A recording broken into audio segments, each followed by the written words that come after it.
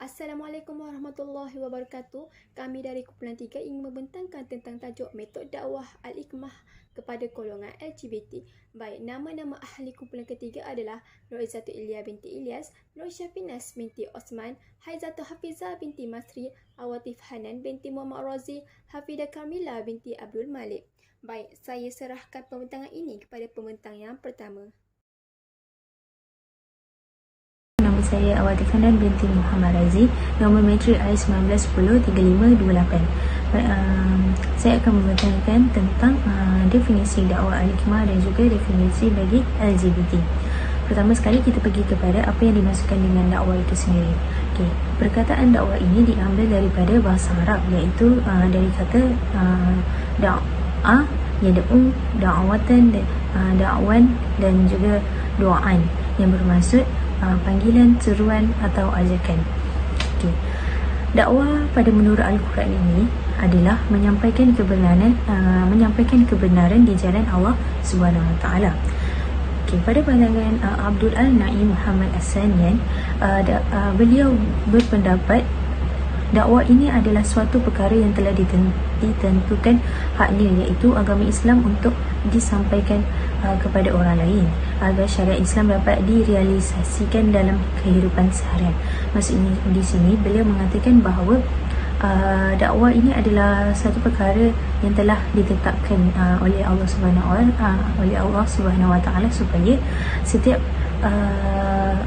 manusia yang beragama Islam ataupun setiap pendakwah haruslah berdakwah kepada orang lain selain daripada agama Islam, supaya mereka dapat merealisasikan bahawa agama Islam ni adalah satu agama yang benar, ataupun mereka dapat menjalani agama Islam ini dalam kehidupan seharian mereka. Okey, terdapat juga dalam firman Allah Subhanahu Wa Taala yang bermaksud, siapakah yang lebih baik perkataannya dari orang yang menyuruh kepada Allah Subhanahu Wa Taala mengerjakan amal yang soleh dan berkata, sesungguhnya aku termasuk orang-orang yang menyadari, dalam surah Al-Fusilat ayat 33. Itu apa yang dimaksudkan dengan dakwah. Okey, kita pergi ke slide yang seterusnya. Apa yang dimaksudkan dengan Al-Hikmah ini sendiri? Okey, Al-Hikmah ini diartikan sebagai suatu sifat yang bijaksana, satu sifat yang mempunyai akal budi yang mulia, dada yang lapang, hati yang bersih dan menarik perhatian orang kepada agama atau Allah sendiri. Jadi untuk seseorang itu menyampaikan dakwahnya, seseorang itu perlulah ada sifat yang sebeginilah. Macam seseorang itu perlulah ada sifat yang akalnya bijaksana, akal budi yang mulia. Setiap ilmu yang diberikan itu adalah ilmu-ilmu yang didapat daripada seseorang yang memang tahu agama Islam ini seperti mana. Dan juga seseorang pendakwah itu sendiri haruslah berdakwah dalam keadaan hati yang bersih. Kalau kita berdakwah dalam hati yang kotor, macam mana, betul tak? Jadi sewaktu kita ingin berdakwah dengan orang lain, selain daripada sama ada dia sendiri memang dah agama Islam mahupun dia belum agama Islam pun, pendakwah itu sendiri perlulah mempunyai hati yang bersih agar kita dapat menyampaikan agama Islam ini seperti mana. Okey, pada pandangan Syekh Mustafa Al-Marokhi, Al-Hikmah ini merupakan perkataan yang jelas dan tegas, dapat mempertegaskan merupakan perkataan yang jelas dan tegas disertai dengan dalil yang dapat mempertegaskan kebenaran dan dapat menghilangkan keraguan. Okey, menurut beliau, sewaktu sekiranya kita berdakwah secara Al-Hikmah ini, kita dapat menjelaskan agama Islam, kita dapat berdakwah dengan perkataan yang jelas supaya masyarakat yang mendengarkan dakwah kita itu memahami dengan jelas setiap perkataan-perkataan yang kita cuba sampaikan kepada mereka. Begitu juga kita dapat kaitkan dan kita dapat memasukkan serba sedikit dalil supaya untuk kenapa kita kena masukkan dalil, agar dapat mempertegaskan lagi, memperkuatkan kebenaran yang kita cuba menyampaikan kepada orang lain, supaya keraguan yang dialami oleh pendengar-pendengar dakwah kita itu hilang, yang mereka selama ini ragulah. Jadi itulah yang dimasukkan oleh Syekh Mustafa Al-Maraghi. Okey, slide yang seterusnya barulah kita masuk kepada dakwah Al-Hikmah. Apa yang dimasukkan dengan dakwah Al-Hikmah itu?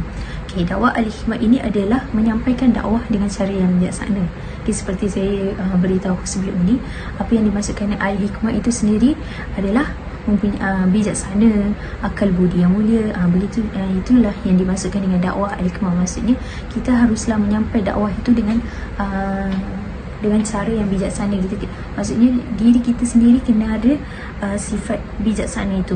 Okey, dengan melakukan pendekatan sedemikian rupa sehingga dakwah mampu melaksanakan dakwah atas kemahuannya sendiri, tidak merasa ada paksaan, tekaan maupun konflik.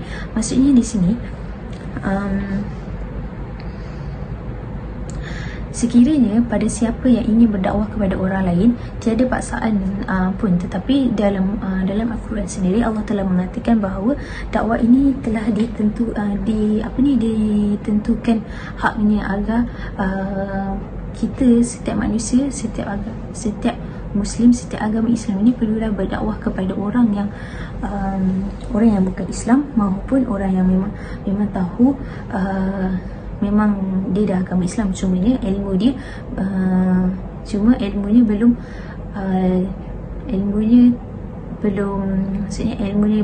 nilah, kurang lagi, dan dia mahu tambah lagi ilmu dia tentang agama dia sendiri. Jadi untuk sesiapa-siapa yang jadi maksudnya di sini dakwah ini tiada paksaan untuk siapa-siapa. So siapa yang ingin berdakwah adalah kemahuannya sendiri. Tetapi sekiranya seseorang itu ingin berdakwah, perlulah ada ilmunya. Jika kalau berdakwah tak ada ilmunya, macam mana kita nak berdakwah kepada orang yang tak tahu tentang sesuatu itu? Dan seterusnya, dengan bijaksana dalam berdakwah mampu menyesuaikan diri dengan kalangan yang sedang didakwahnya. Sekiranya kalau kita berdakwah ini mempunyai dakwah Al-Hikmah ni, iaitu kita berdakwah, kita mempunyai sifat yang bijaksana, kita dapat menyesuaikan diri dengan kalangan yang sedang didakwahi. Maksudnya di sini, sekiranya kita berdakwah dengan mempunyai sifat yang bijaksana itu, kita dapat berfikir kita dapat berfikir dengan tinggi, bahawa kita dapat mengeluarkan dan berkongsi segala ilmu kepada orang-orang yang mendengar dakwah kita. Jadi mereka jelas dan mereka faham apa yang kita cuba sampaikan kepada mereka. Itulah apa yang dimasukkan dengan dakwah Al-Hikmah ini. Okey, slide yang terakhir, barulah kita masuk kepada apa yang dimasukkan dengan LGBT. Okey, LGBT ini kata singkatan bagi LGBT ini adalah L bagi lesbian, G bagi gay, B bagi bisexual dan T bagi transgender. Okey. Perkataan LGBT ini telah dipakai sejak 1960-an untuk melabelkan kepada mereka yang menjalani cara kehidupan LGBT ini sendirilah. Okey, negara-negara yang menjalani hidup LGBT ini dan dibenarkan menjalani kehidupan seperti ini adalah di negara Amerika Syarikat, Argentina dan Perancis. Negara-negara itu memang dibenarkan lah. Kalau macam seperti yang kita tahu, negara kita sendiri, negara di Malaysia memang diharamkan lah untuk mengamalkan kehidupan seperti itu. Tapi pada pengetahuan saya tahu pada zaman sekarang pun masih ada lagi orang yang menjalani kehidupan LGBT ini pada negara kita sendirilah. Seterusnya, istilah LGBT ini juga digunakan untuk bertujuan untuk menekankan kepelbagaian seksualiti dan gender budaya berasaskan identiti. Penambahan. Kalau bagi lesbian itu memberi maksud kepada hubungan sesama perempuan. Maksudnya seorang perempuan itu akan bertukar perwatakan dia sebagai seorang lelaki lah. Maksudnya dia akan berpakaian seperti lelaki, dia akan berambut pendek, dan perwatakan seperti itu dikenali sebagai pengkit. Jadi itu adalah, kalau lesbian akan ada seorang, dia perempuan tapi dia bertukar perwatakan dia tu sebagai lelaki. Maksudnya dia hubungan sejenis lah, perempuan dan perempuan. Seterusnya, bagi gay pula sama juga, cumanya gay ini hubungan yang sejenis tetapi bagi lelaki. Kalau lesbian tadi perempuan dengan perempuan, kalau gay ni pula lelaki dengan lelaki. Seterusnya bisexual ni. Bisexual ni hubungan yang sentiasa ingin melakukan seks lah bersama lelaki dan perempuan. Dia bisexual ni bukan dia melakukan seks sesama sejenis, lelaki dan lelaki ataupun perempuan dengan perempuan, tetapi dia melakukan hubungan seks dengan berlainan jantina dan sering ingin melakukan seks.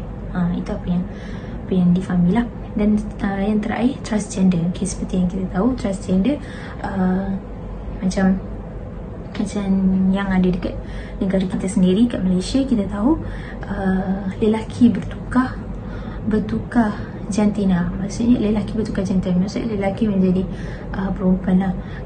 Kalau nak katakan macam perempuan bertukar lelaki tu, dia macam pelik. Kalau ada pun bertukar macam lelaki itu, dia lesbian tadilah, sebab dikenali sebagai pengkit. Tapi dia tak adalah macam transgender ni sampai dia nak nak pergi tukar dia punya kelamin lah, nak pergi, memang habis perwatakan, memang dia akan bertukar seluruhnya lah lelaki. Memang dia jadi perempuan lah, berpakaian perempuan. Lepas tu dia membuat buah dada supaya nampak macam kita perempuan ni. Itu apa yang dimaksud transgender. Jadi itulah definisi bagi dakwah Al-Hikmah dan juga definisi bagi LGBT ini. Nama saya Hafidah Karmila binti Abdul Malik. Saya akan menerangkan sedikit tentang bahagian saya, iaitu tujuan dakwah. Setiap pendakwah ni mempunyai tujuan yang berbeza-beza mengikut pada skop tinjauan dalam dakwah mereka. Terdapat tujuan dakwah yang berdasarkan kepada model dakwah yang menerapkan dari segi metod, strategi dan pendekatan dakwah. Sebagai contoh, macam yang kita tahu, Nabi Ibrahim AS juga melakukan strategi dalam penyampaian dakwah beliau kepada bapa dan kaumnya. Tujuan pelaksanaan dakwah yang paling asas adalah mengajak manusia membuat perkara yang baik dan meninggalkan perkara yang buruk, iaitu amar makruf nahi munkar. Dengan itu saya akan menerangkanlah sedikit tujuan dalam penyampaian dakwah dalam Islam dari segi pada individu, keluarga, masyarakat dan umat manusia. Tujuan dakwah yang pertama adalah kepada individu. Tujuan dakwah pada individu ni adalah bagi membentuk peribadi Muslim yang mempunyai iman yang kuat, berkelakuan baik dan mengikut hukum-hukum yang telah disyariatkan oleh Allah SWT dan berakhlak mulia. Harapan berdakwah terhadap individu ni agar pribadi umat manusia ni menjadi lebih baik dan sentiasa sabar dengan ujian dunia, mensyukuri dengan kesenangan dan nikmat yang telah diberikan oleh Allah Subhanahu Wa Taala. Okey, seperti yang diperintahkan oleh Allah dalam surah Al-Baqarah ayat 208, wahai orang yang beriman, masuklah kamu ke dalam agama Islam dengan mematuhi hukum-hukumnya secara keseluruhan dan janganlah kamu mengikut jejak langkah syaitan. Okey, sesungguhnya syaitan itu musuh bagi kamu yang nyata. Jadi apa yang boleh kita simpulkan dari surah Al-Baqarah ayat 208 tu, Allah dah menyerulah orang-orang yang beriman, iaitu orang yang beragama Islam untuk masuk ke dalam agama Islam, bukan sekadar masuk sahaja tapi mematuhi segala syariat yang telah ditetapkan oleh Allah. Okey, iaitu mengikut segala ajaran dan suruhan Allah, melakukan perkara-perkara yang baik dan meninggalkan segala larangannya. Okey, dan dalam ayat itu juga Allah dah tekankan bahawa janganlah kita mengikut jejak syaitan, itu melakukan perkara yang Allah larang lah, kan. Sesungguhnya syaitan itu adalah musuh yang paling nyata bagi manusia, iaitu syaitan akan buat apa sahaja untuk mengajak manusia masuk ke dalam neraka bersama-sama. Tujuan dakwah yang kedua adalah berdakwah kepada keluarga. Okey, berdakwah untuk keluarga ni bagi membentuk keluarga yang bahagialah, kan, yang penuh dengan ketenteraman, yang berkasih sayang antara satu sama lain dalam anggota keluarga tu. Okay, Allah dah berfirman dalam surah Ar-Rum ayat 21, dan di antara tanda-tanda yang membuktikan kekuasaan dan rahmatnya adalah dia menciptakan bagi kamu, wahai kaum lelaki, isteri-isteri daripada jenis kamu sendiri, okey, supaya kamu merasa tenang dan hidup mesra dengannya. Dijadikan di antara kamu, iaitu suami isteri, perasaan berkasih sayang dan belas kasihan. Okey, sesungguhnya yang demikian itu mengandungi tanda-tanda kekuasaan bagi orang yang berfikir. Okey, dari surah Ar-Rum ni kita dapat lihat yang Allah telah pun nyatakan yang Allah memang menciptakan kaum lelaki ni berpasangan dengan kaum wanita lah. Okey, Allah memang dah jadikan suami isteri ni yang mempunyai perasaan berkasih sayang, okey, belas kasihan antara satu sama lain bagi orang kata membina keluarga yang bahagia.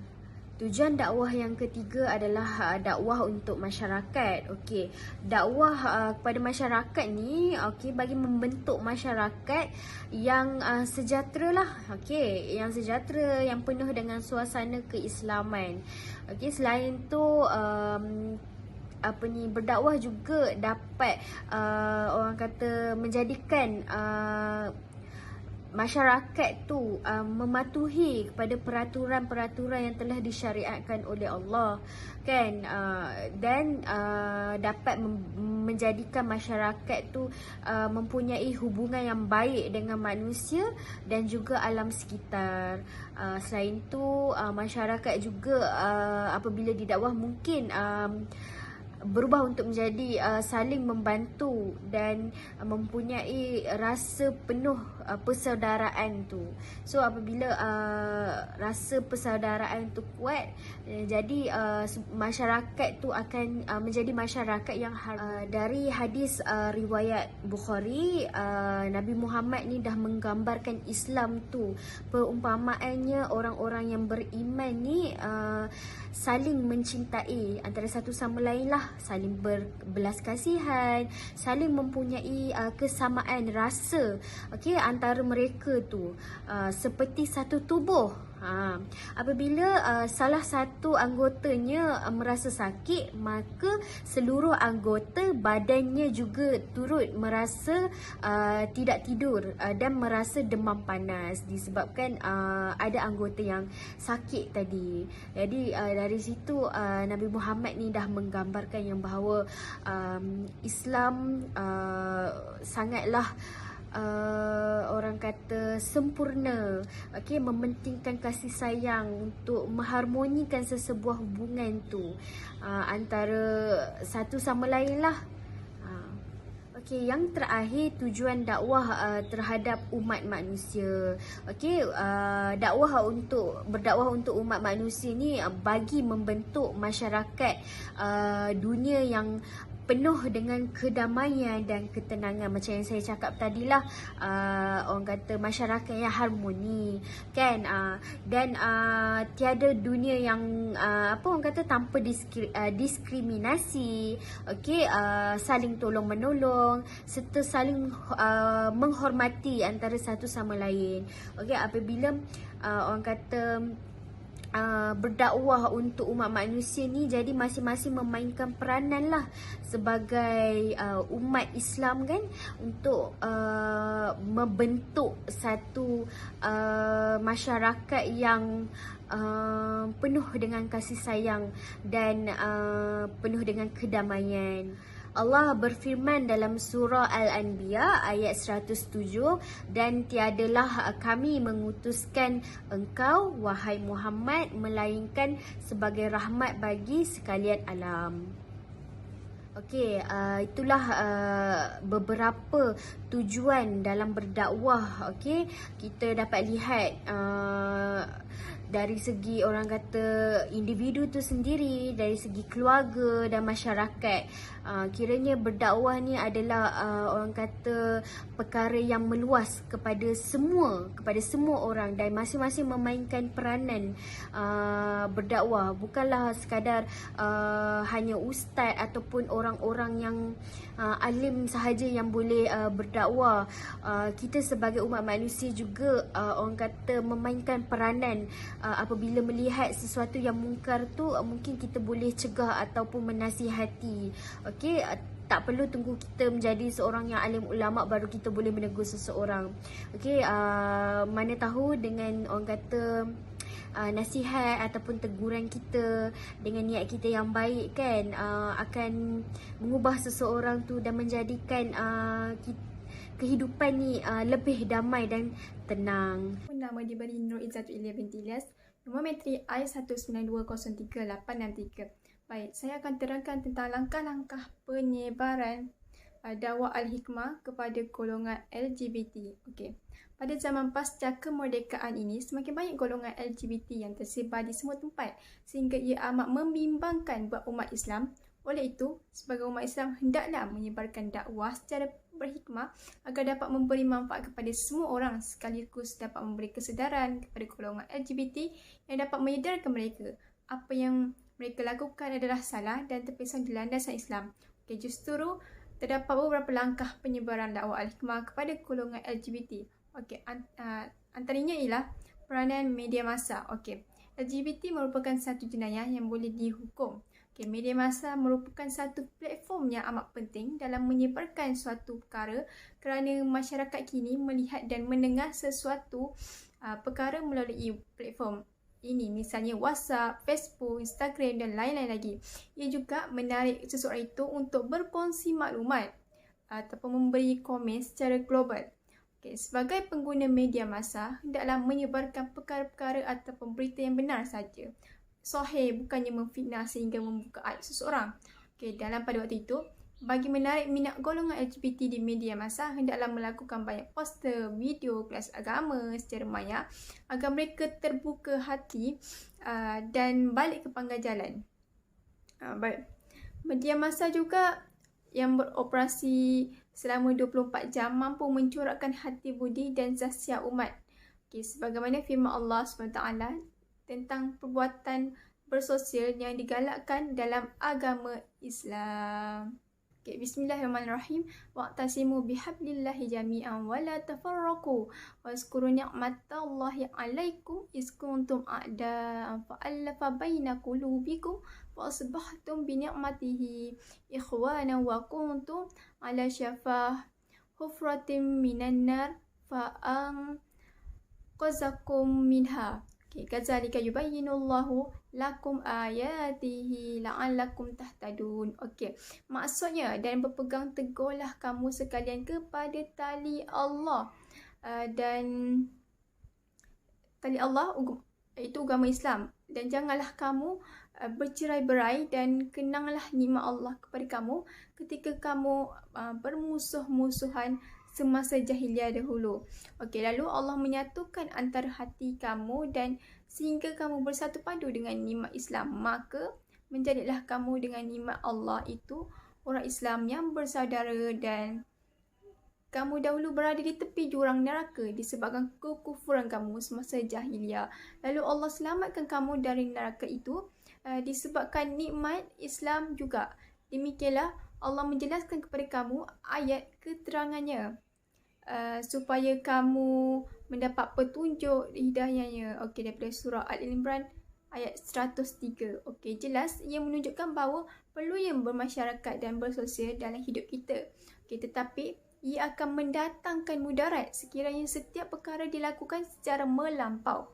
Okey, hal ini demikian kerana media massa juga akan mendatangkan keburukan sekiranya dilakukan secara melampau, sama ada dari segi fizikal ataupun rohani. Okay, justru untuk mengelakkan impak negatif, setiap yang dilakukan hendaklah dilakukan secara sederhana sahaja. Okay, ia juga boleh mengakibatkan minda seseorang itu terpengaruh dengan fahaman yang bertentangan agama Islam. Baik, seterusnya peranan ibu bapa. Okay, ibu bapa merupakan orang yang bertanggungjawab dalam mendidik anak-anak agar mereka tidak terjerumus ke lembah maksiat. Okay, dalam pada waktu itu, mereka juga bertanggungjawab dalam mendidik dalam apa jua keadaan agar anak-anak tidak mudah terpengaruh dengan sesuatu yang baharu yang boleh mencemarkan nama agama, keluarga dan diri sendiri. Okay, sikap ibu bapa yang lepas tangan perlu diubah dalam kalangan anak-anak kerana mereka perlu menjadikan anak-anak sebagai kawan, kerana pada peringkat ini, anak-anak memerlukan nasihat yang penuh hikmah. Okay, hal ini demikian kerana Nabi Muhammad SAW bersabda tentang ibu bapa yang berperanan sebagai pemberi nasihat dan tunjuk ajar. Okay, hadis ini berbunyi, ma min maulud illa yuladu ala fitrah fa abawahu yuhau wadanihi wa yunassiranihi wa yumajjisanihi. Okey, maksudnya tidaklah seorang bayi yang dilahirkan melainkan dalam keadaan fitrah, maka kedua orang tuanya lah yang menjadikan Yahudi ataupun Nasrani dan Majusi. Okey, daripada hadis riwayat Al-Bukhari. Okey, justru ibu bapa merupakan aset penting dalam mendidik anak-anak daripada terjebak dengan budaya transseksual dan perkara yang tidak berfaedah. Baik, seterusnya adalah peranan masyarakat dan negara. Pihak kerajaan Malaysia bersungguh-sungguh untuk menghapuskan budaya transseksual kerana terdapat beberapa langkah yang boleh dilakukan oleh pihak kerajaan. Antaranya, pihak kerajaan boleh melakukan sekatan undang-undang dengan mengenakan denda kepada golongan transseksual untuk menjalani pembedahan perubahan jantina. Okay, selain itu, pihak JAKIM juga boleh mengadakan program outreach bagi mendekati golongan transseksual serta memberi dakwah jalanan di setiap jalan yang dialami mereka dan menganjurkan sikap teladan yang baik. Okay, di sebab itu, masyarakat dan negara juga boleh melakukan program ibadah dan intervensi psikospiritual Islam kepada golongan transseksual. Okay, hal ini kerana psikospiritual Islam merupakan satu ilmu tentang konsep dan penyerahan diri kepada Allah SWT yang selaras dengan fitrah manusia. Ia juga boleh merupakan sebuah program ibadah yang menstabilkan jiwa dan rohani berdasarkan ajaran Islam. Okey. Seterusnya, masyarakat di sekeliling berperanan dalam menegur perbuatan budaya transseksual secara berhikmah dan sopan santun. Hal ini kerana kekerasan tidak akan membawa kepada penyelesaian tetapi kepada pergaduhan. Okey. Pada zaman sekarang inilah, okey, sebagaimana firman Allah SWT, ud'u ila sabili rabbika bil hikmah wal mau'izatil hasanah wajadilhum billati hiya ahsan inna rabbaka huwa a'lamu biman dhalla an sabili wa huwa a'lamu bil muhtadin wa in aqabtum fa'aqibu bimislihi ma uqibatum bih. Okey, wala in sabartum lahuwa khairal lis-sabirin. Okey. Wasbir wa ma sabruka illa billah wa la tahzan alaihim wa la taku fi dhaiqin mimma yamkurun. Maksudnya, serulah ke jalan Tuhanmu, wahai Muhammad, dengan hikmah, bijaksana dan nasihat pengajaran yang baik. Dan berbahaslah dengan mereka yang engkau serukan itu dengan cara yang lebih baik. Sesungguhnya Tuhanmu dialah jua yang lebih mengetahui akan orang yang sesat dari jalannya, dan dialah jua yang lebih mengetahui akan orang mendapat hidayah petunjuk. Dan jika kamu membalas kejahatan pihak lawan, maka hendaklah kamu membalas dengan kejahatan yang sama seperti yang ditimpakan kepada kamu. Dan jika kamu bersabar, maka sesungguhnya yang demikian itu adalah lebih baik bagi orang-orang yang sabar. Dan bersabarlah wahai Muhammad terhadap perbuatan dan telata golongan yang ingkar itu, dan tiadalah hasil kesabaranmu. Tiadalah berhasil kesabaranmu melainkan dengan memohon pertolongan Allah. Dan janganlah engkau berduka cita terhadap kedegilan mereka, dan janganlah engkau bersempit dada disebabkan tipu daya yang mereka lakukan. Surah An-Nahl ayat 125 hingga 127. Okey. Maksudnya kat sini, justru masyarakat juga bertanggungjawab menegur perbuatan budaya transseksual kerana ia mengajak kepada amal ma'ruf dan nahi munkar yang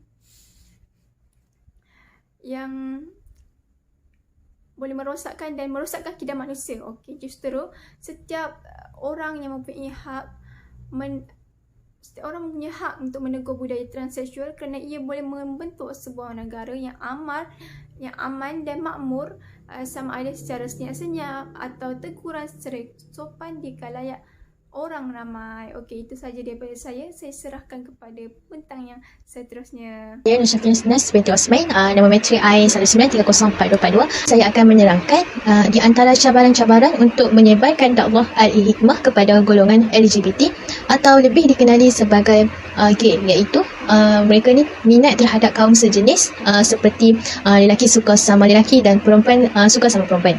Itu yang pertama, cabaran melahirkan pendakwah yang celik teknologi. Segelintir pendakwah pada masa kini kurang ilmu yang mantap dalam bidang ICT yang diperlukan.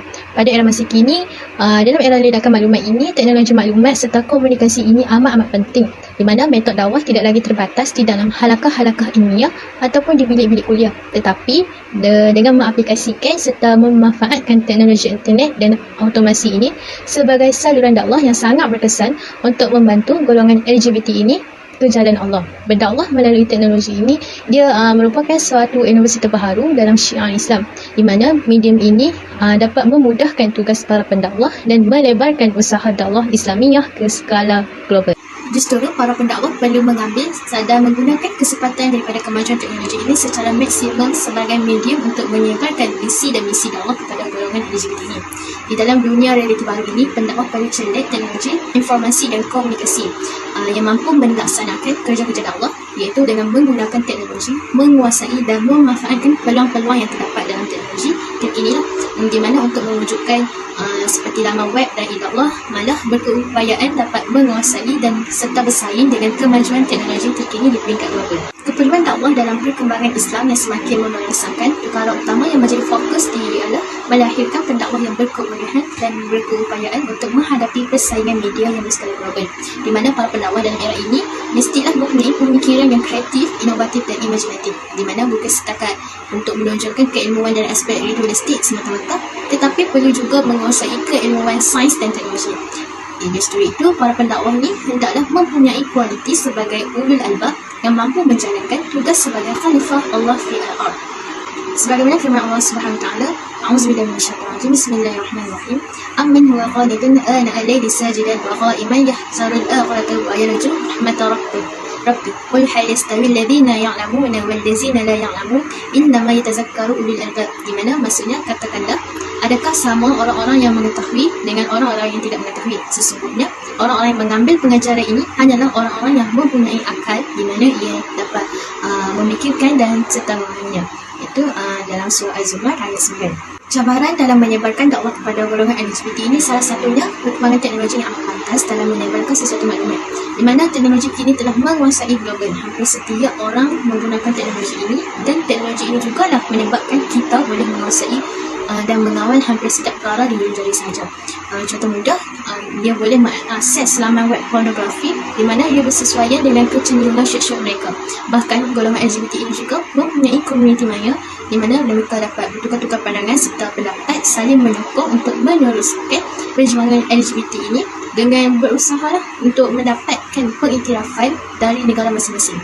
Kesannya, golongan LGBT ini sukar untuk mengikis kecenderungan seksual secara konsisten di mana peranan artis barat yang mencarikan ikon kepada LGBT seperti Elton John sedikit sebanyak mempengaruhi minda dan pemikiran mereka untuk terus bertahan sebagai LGBT. Justru itu, perkembangan teknologi di seluruh dunia ini perlulah diambil kira dalam menyampaikan seruan dakwah Islam secara lebih meluas kepada golongan LGBT. Namun, kepakaran dalam bidang ini belum dikuasai sepenuhnya oleh para pendakwah Islam. Hakikatnya, golongan LGBT ini amat mudah terpengaruh dengan apa jua yang ditawarkan di media massa melalui teknologi maklumat dan komunikasi pada masa sekarang. Oleh hal yang demikian, sebagai seorang pendakwah yang prihatin, ia dapat membuka peluang kepada para pendakwah, ruang dan kepakaran itu haruslah dimanfaatkan bagi menaklukkan hati golongan LGBT agar terpaut dengan dakwah Islam dan syarat dengan nilai murni yang universal. Kedua, cabaran untuk mengekalkan kesahihan maklumat tentang Islam, di mana golongan LGBT pada hari ini sangat-sangat cenderung menggunakan media baru. Lebih parah lagi, ramai yang mempercayai informasi yang diperoleh melalui teknologi ini tanpa diteliti dan disahkan terlebih dahulu kebenaran dan kesahihannya. Perkembangan teknologi informasi dan komunikasi yang tiada garis sepadan dan keterbatasan maklumat boleh membawa kepada mendapatkan maklumat yang berfaedah dan dalam masa yang sama juga maklumat yang dapat merosakkan akidah dan fikiran bahkan menyeleweng daripada ajaran Al-Quran dan Hadis.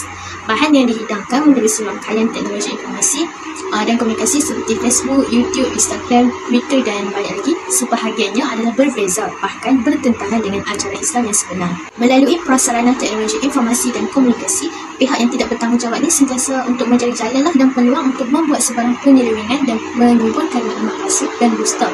Bagi apa tujuan untuk menyesatkan umat Islam khususnya orang lain lah. Maka dalam hal ini ia merupakan satu cabaran terhadap proses tradisional dalam mendapatkan maklumat yang sahih, iaitu sekadar bergantung dengan merujuk daripada bahan-bahan yang diperoleh melalui internet seperti Al-Quran ataupun Al-Hadis. Berkemungkinan iaitu berlaku kesalahan fakta seperti ayat tali versi Israeliat. Oleh itu, untuk mengekalkan kesahihan fakta terutamanya yang berkaitan dengan agama Islam, perlulah kita ini merujuk pada sumber yang asal untuk mengesahkan maklumat dan mengelakkan kekeliruan. Pentingnya memastikan terlebih dahulu bahawa maklumat yang diperolehi daripada teknologi dan media baru itu adalah maklumat yang tepat dan benar supaya tidak berpegang atau berdalilkan kepada fakta yang diseleweng atau dipalsukan.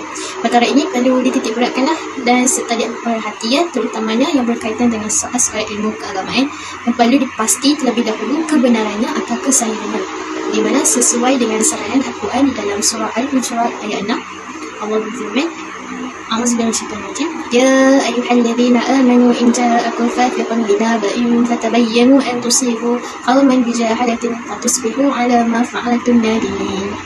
Maksudnya, wahai orang-orang yang beriman, jika datang kepada kamu seorang yang fasik membawa suatu berita, maka selidiklah kebenarannya kerana dikhawatiri kamu akan menyimpangkan kepada suatu perkara yang tidak diingini. Dengan disebabkan kejahilan kamu sehingga menyebabkan kamu menjadi orang yang menyesal atas apa yang kamu telah lakukan. Okey, yang ketiga, cabaran mempertahankan keintelektualan dan kewibawaan pendakwah. Guna dakwah dan Islamiyah perlulah bercara dengan efektif ke efisien bagi mengembangkan dakwah Islamiyah ini pada masa kini kepada golongan LGBT atau golongan sesara. Ini yang kurang mendapat pengetahuan mengenai agama Islam yang sebenar. Berbeza dengan zaman sebelumnya ni, dia memerlukan kepada pelbagai kitab sebagai rujukan dan perlu menemui ataupun bersemuka dengan para ilmuwan untuk mendapatkan ilmu pengetahuan. Kini pelbagai laman web dan e-dakwah diwujudkan bagi menyediakan pelbagai maklumat serta aktiviti dakwah Islamiyah seperti ruangan tazkirah, pandangan dan soal jawab agama. Perkongsian maklumat mengenai dakwah Islamiyah juga mudah diperolehi melalui laman dan media sosial. Merujuk kepada situasi golongan LGBT pada hari ini, nampaknya mudah dipengaruhi dan lebih gemar mendapatkan maklumat dan ilmu pengetahuan melalui laman sosial internet, memandangkan fungsinya yang mudah lalu lantas tanpa batasan waktu dan tempat. Situasi ini juga menunjukkan bahawa tugas berdakwah ini mula diambil alih dan dimainkan oleh para pendakwah yang secara langsung sebagai penggiat media. Dan pada itu juga para ilmuwan Islam khususnya para pendakwah juga turut dapat memanfaatkan medium ini sebagai ruang untuk memperluaskan strategi dakwah Islamiah dengan mewujudkan program ataupun laman dakwah masing-masing. Akhirnya, dakwah dilihat sebagai salah satu program hiburan yang berdasarkan kepada format satu pihak ataupun untuk meraih populariti. Lebih parah lagi, jika tujuan dakwah tersasar kepada mengaku dengan material serta meraih ataupun mengumpul penonton dan peminat, sesungguhnya seorang pendakwah itu haruslah memiliki keilmuan Islam yang tinggi dan mendalam serta kuat hubungan dia dengan Allah serta hubungan yang baik dengan masyarakat di mana dia bisa juga berakal serta ilmunya ni serta dihiasi dengan akhlak Islam yang sempurna. Di samping itu juga dia ni mestilah memiliki kekuatan intelektual dan spiritual supaya para pendakwah itu faham dan tujuan dakwahnya dan sasarannya, memahami dan menerima dakwah yang disampaikan dengan baik. Para pendakwah perlu memahami dan menguasai ilmu pengetahuan agar usaha dakwahnya tidak menjadi sia-sia dan diperlukan oleh orang lain yang cuba didekatinya. Di mana ditakuti dakwah yang disebarkan tidak selaras dengan perspektif Islam yang akan mengakibatkan tergesa fahaman terhadap kesyumulan ajaran Islam. Sebagaimana firman Allah Subhanahu wa taala, "A'udzubillahi minasyaitonirrajim. Bismillahirrahmanirrahim. Qul hadhihi sabili ad'u ila Allahi 'ala basiratin ana wa man ittaba'ani wa subhanallahi wa ma ana minal musyrikin." Maksudnya, katakanlah wahai Muhammad, inilah jalanku, aku dan orang-orang yang mengikutiku menyuruh kamu kepada agama Allah di mana atas dasar hujah yang nyata dan meyakinkan dan maha suci Allah daripada sebarang sekutu dan aku bukanlah termasuk golongan orang yang musyrik. Ayat Surah Yusuf ayat 108. Yang keempat, cabaran kurangnya metod dakwah dalam memberi nasihat kepada golongan LGBT. Di mana pemahaman masyarakat terhadap aspek dakwah Islamiah ini pada umumnya lebih diartikan sebagai aktiviti yang bersifat komunikasi lisan ataupun bersifat tablik iaitu menyampaikan, di mana sehingga aktiviti dakwah tersebut lebih bersifat kepada penyampaian secara lisan semata-mata ataupun aktiviti ceramah semata-mata. Dari sudut lain, kegiatan ceramah banyak diadakan pada masa kini sama ada di surau, masjid, dewan, tempat-tempat awam ataupun di sekolah. Hal ini dapat dilihat penglibatan menyebarkan dakwah kepada golongan LGBT ini kurang dari aspek percakapan ataupun nasihat baik. Jadi kita maklum bahawa tujuan seseorang itu berdakwah adalah untuk menyampaikan atau menyebarkan agama Islam kepada kepada sasaran di mana berpandukan dakwah Rasulullah SAW. Sebagai seorang pendakwah yang diberi kepercayaan untuk menyampaikan dakwah, hendaklah memberi nasihat dengan lemah lembut, bukan dengan cara ancaman ataupun menakutkan mereka dengan azab Allah. Di mana hati manusia akan cari kepada orang yang bersikap lemah lembut kepadanya. Hanya kerana itu, di antara kewajipan pendakwah adalah dengan memilih kalimat-kalimat yang lemah lembut dan tidak kasar agar dakwah itu sampai kepada golongan sasaran. Kita tidak mahu golongan yang kita sasarkan itu lari lebih jauh dari agama, padahal dakwah belum sampai kepada mereka. Begitu juga, seseorang pendakwah ini hendaklah mengajak manusia kepada ketaatan. Hal ini kerana banyak bimbingan dari Allah dan Rasulullah SAW agar pendakwah bersikap lemah lembut ketika berdakwah agar dakwah itu mencapai sasarannya. Sebagaimana firman Allah SWT, "Wad'u ila sabili rabbika bil hikmati wal mau'izatil hasanati wajadilhum billati hiya ahsan." Maksudnya, ajaklah manusia kepada jalan Rabbmu dengan hikmah dan pelajaran yang baik serta bantahlah mereka dengan cara yang lebih baik. Dalam surah ayat 125. Sekian sahaja dari pembentangan saya pada hari ini. Seterusnya, rakan sekutuan saya akan menyambungkan pembentangan yang lain. Assalamualaikum warahmatullahi wabarakatuh. Nama saya Haizatul Hafizah binti Masri, nombor kad matrik I191035778. Okey, hari ini saya akan membentangkan berkaitan solusi yang perlu dilakukan untuk satu tindakan baru kepada golongan LGBT. Okey, yang pertamanya ialah haruslah dilakukan perbincangan dan juga perbahasan secara baik. Di mana di dalam dakwah Al-Hikmah ni, perbincangan dan perbahasan secara baik ni dia sangat diutamakan kerana perkara ini akan menyebabkan golongan LGBT ni lebih mahu untuk mendengar.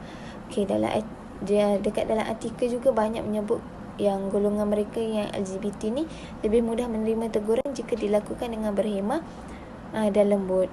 Oleh itu, perbincangan dan perdebatan yang dilakukan dengan baik akan mewujudkan kesefahaman dan kesepakatan yang dilakukan. Okey, untuk solusi yang kedua ialah daripada sokongan rakan itu sendirilah, di mana sebagai seorang rakan yang mempunyai rakan LGBT, sokongan daripada rakan ni sangat diperlukan dalam proses dakwah al-hikmah, kerana selain daripada keluarga, kawan dia merupakan antara orang yang terdekat dan boleh dibawa bincang bersama. Okey, mereka yang lebih mendengar kata dan nasihat rakannya sendiri daripada keluarganya.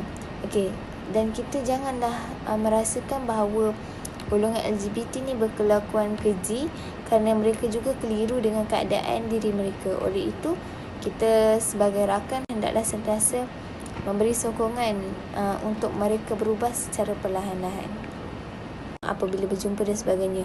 Oleh itu, kita dapat lihat persekitaran yang baik ni dia sangat menentukan perubahan terhadap golongan LGBT itu sendiri.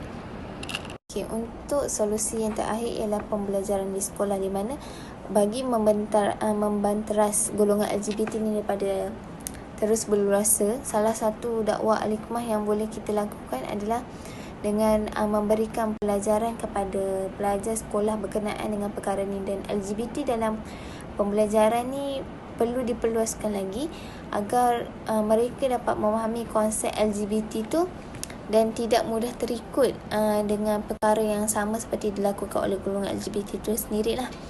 Dan apabila pelajar dia dapat pelajaran yang khusus, maka kita bukan saja dapat banteras, tapi dapat menyebarkan dakwah berkaitan LGBT ni, dan seterusnya golongan LGBT ni akan berubah secara beransur-ansur.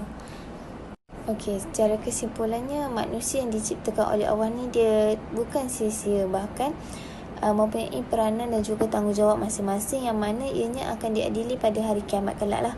Dan LGBT ni dia akan terus hidup kerana nafsu manusia ni tidak akan pernah padam, dan fitnah akhir zaman juga akan terus berlangsung tanpa mengira siapa diri kita sendiri lah. Hal ini kerana tangan-tangan yang kotor ni dia akan terus menerus mengacau manusia ke dalam kancah hina lagi songsang. Tapi kita yang mempunyai Allah dan juga iman yang mampu menongkar arus fitnah yang mana dia akan makan diri. Hal ini demikian kerana dunia ni merupakan satu penjara bagi orang mukmin dan sebagai hentian sementara sebelum melangkah ke dalam alam yang kekal abadi. Oleh itu, hidup ni janganlah bertuhankan nafsu kerana pada akhirnya ia akan dihancurkan. Assalamualaikum warahmatullahi wabarakatuh. Nama saya Haizatul Hafizah Miti Masri, nombor kad metrik I1910358.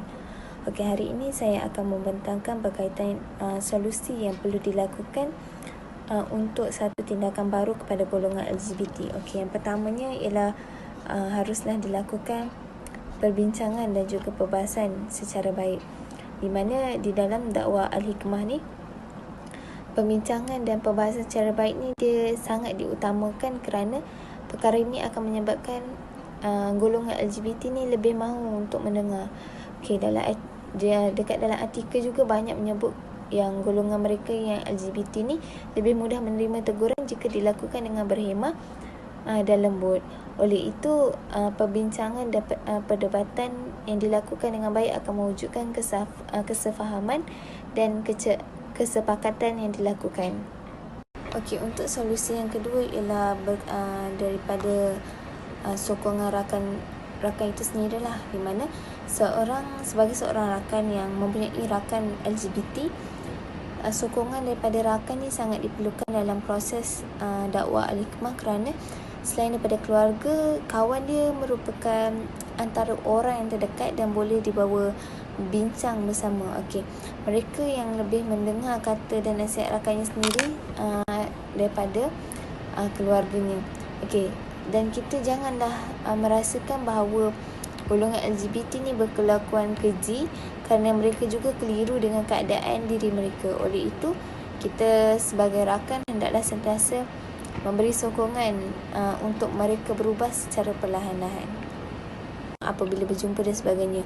Oleh itu, kita dapat lihat persekitaran yang baik ni dia sangat menentukan perubahan terhadap golongan LGBT itu sendiri.